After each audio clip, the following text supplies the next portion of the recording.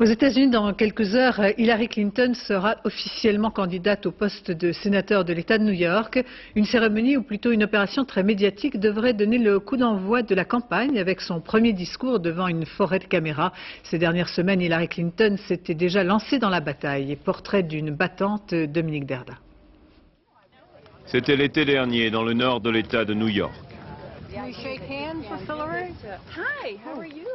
Hillary Clinton n'est pas encore officiellement candidate au poste de sénateur que déjà elle part en campagne.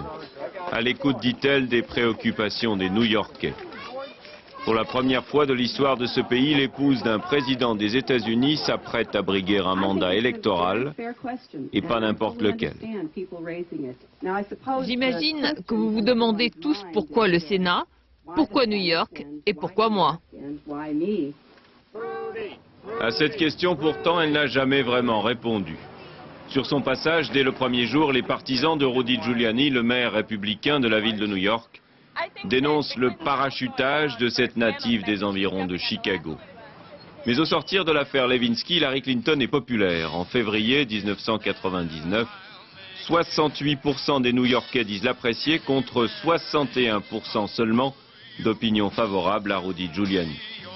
L'ancien procureur a du souci à se faire, d'autant que la première dame emménage bientôt dans une banlieue cossue du nom de Chappaqua et prend ainsi au sens propre ses distances avec son président de mari, retenu à Washington jusqu'à la fin de son mandat.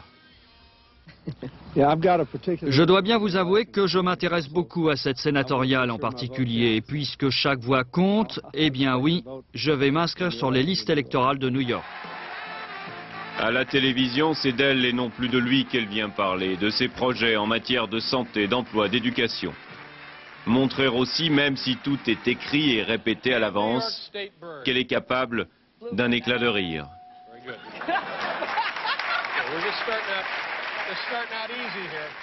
C'est elle que l'on vient applaudir, mais c'est elle aussi qui, désormais en première ligne, prend des mauvais coups.